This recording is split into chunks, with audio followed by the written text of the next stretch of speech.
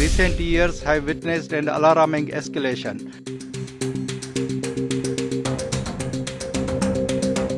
Sindhi Hindus now face multifaceted state-sanctioned attacks. World is aware of the natural resources exploitation and suppression of human rights of Balochs. All those arrested and detained are tortured systematically in custody. We want to draw the Council's urgent attention to the announcement of Pakistan Army to acquire 1.3 million acres of land in Sindh for corporate farming.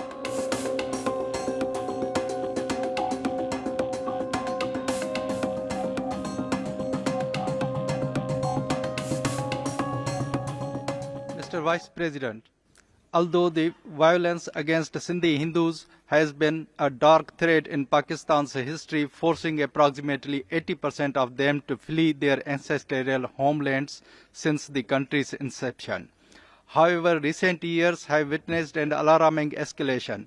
Sindhi Hindus now face multifaceted state-sanctioned attacks. These include forced conversion, around 20 girls per month, mostly minor girls, desecration of places of worship, attacks on their properties and businesses, blasphemy charges, and abductions carried out by the bandit gangs, including children, girls, and elderly. Heart-wrenching videos of the chained and tortured victims are being disseminated on social media platforms, deepening the community's trauma. These heinous acts are a part of coordinated campaign implemented by Pakistani state agencies and their proxies to create such an unbearable conditions for Sindhi Hindus to coerce them into abandoning their homes, lands, and businesses. This is the part of a broader strategy to convert Sindhis into minority in their homelands. We implore UN and international community to take immediate and effective measures to provide protection and halt these ethnic cleansing of Sindhi Hindus committed by Pakistan.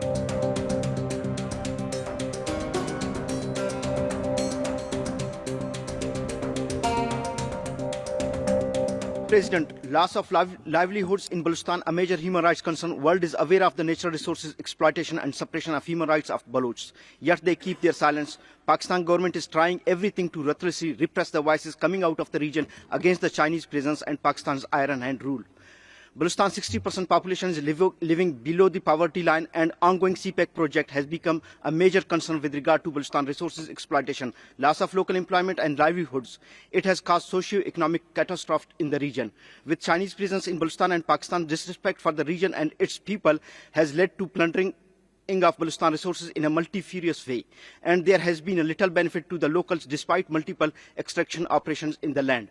Fishermen of Balochistan has become adversely impacted by the Chinese advanced trawlers exploiting their catch in scale. In October 2020 itself, they protested against allowing Chinese trawlers in their fishing zones surreptitiously.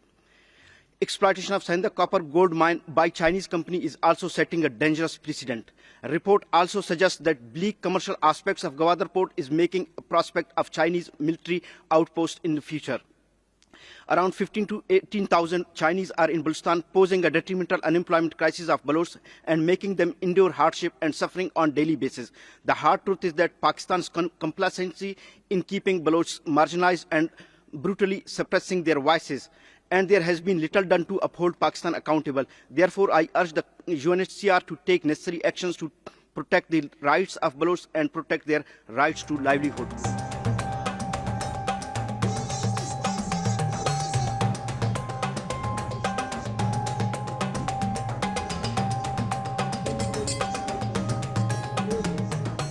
Mr. President, we would like to turn the Council's attention toward the systematic use by Pakistan Army of torture on Pashtun human rights defenders, particularly members of Pashtun movement.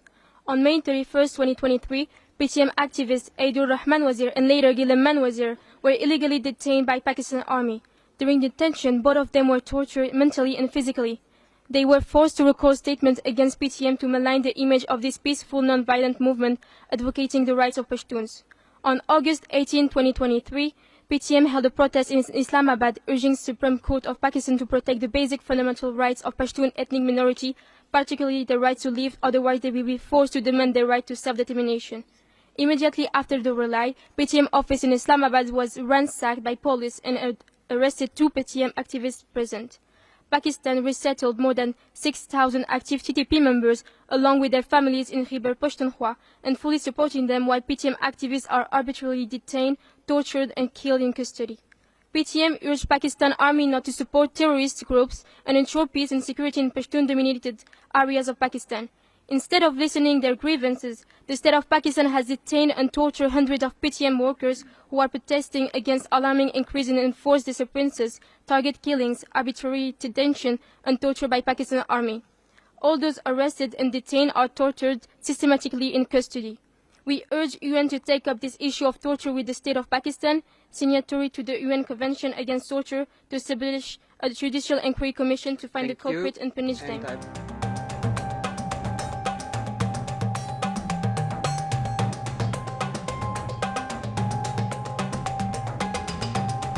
Mr. Vice President, we want to draw the Council's urgent attention to the announcement of Pakistan Army to acquire 1.3 million acres of land in Sindh for corporate farming.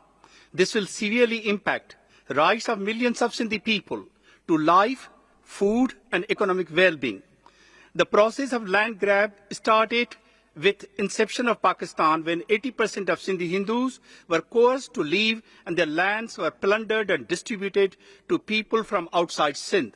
In the years following the completion of Ghulam Ahmad Barrage in 1955, millions of acres of new lands were abhorrently given to the army and their proxies in complete disregard of the rights of the local communities. The agricultural lands of Sindh continued to be allotted to the army and their proxies for one or another reason, and currently millions of acres are in their possession. The land grab in Sindh has significantly contributed as more than 70% of Sindhi people suffer multidimensional poverty and malnutrition and resulting disease, displacement and death. The proposed new accusation will further aggravate this.